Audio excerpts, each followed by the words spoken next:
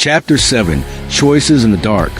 The sirens screamed through the lab, a shrill metallic howl. Red light strobed, turning every shadow into a threat.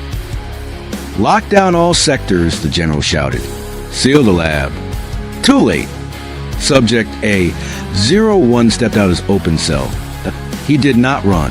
He walked, slow and calm, like he was waking from a long sleep. His skin still hung dead gray, his veins still black, but there was something new in his eyes. Awareness .2 guards raised their rifles. Stop. I yelled, do not shoot. A-01 turned his head toward me. The muscles in his jaw twitched like he was trying to form words he no longer remembered how to make. He looked at the guards, then at me again, and smiled. Not a human smile, an understanding one the guards fired anyway. Bullets ripped into his chest. He staggered, but did not fall. The virus in his blood boiled, knitting torn flesh with sickening speed. More cells around us began to shake. The other zombies slammed into glass, harder than before, as if following a command none of US could hear. The engineer checked the consoles, pale. He is in the system, he said. The virus. It is rewriting the locks, the access codes. Like it is learning. Project Lucid had been about control, but the first mind it had fully stabilized was not human. IT was his. The intelligent infected watched me while alarms blared. The general grabbed my arm. We have one option left, he said. We trigger the purge. Incinerate this entire level. We cannot risk this thing getting out. And the cure? I asked, Leah, the boy, everyone here. They die, he said. But so does he. So does your monster. He handed me a key card.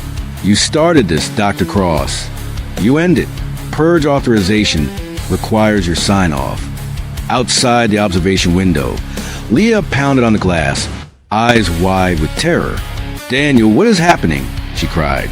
The boy behind her, clutching her gown, I in the main lab. A-01 took another step forward. The other zombies began to fall quiet, watching him, waiting for me that I in my pocket, a single vial of serum pressed against my leg. The most concentrated dose we had ever made. Experimental, unstable, enough to change a human. Maybe enough to change something else. That I stepped away from the general and moved toward A-01. What are you doing? The general shouted. Get back here. The intelligent infected tilted his head as I approached. Up close, I could feel a strange pull, like a pressure behind my eyes. A whisper at the edge of hearing. Is that you? I asked. Are you in their heads? In the city? He did not answer, but his eyes did. There was a hunger there, for flesh and something more, for expansion, for connection, maybe for freedom. I held up the vial. This was made for me, I said softly, from the same blueprint they used to build you. Maybe it can stop you. Maybe it can change you. Behind me, the general's voice broke.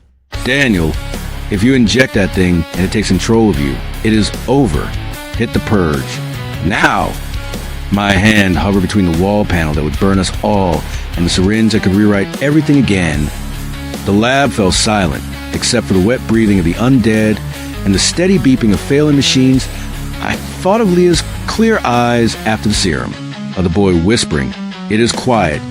As the voices left his head, I thought of Washington, D.C. above us, burning, full of people who had once had lives, names, families, now trapped inside ruined flesh. And I thought of my own blood, the mistake that became this nightmare that I met A-01's gaze. Behind the rot, something watched me like an equal. It started with me, I said. It ended with me. I made my choice. And as the needle pierced skin and alarms screamed and the lights flickered, our world, above and below, held its breath, waiting to see if a cure would rise in the dark, or something far worse.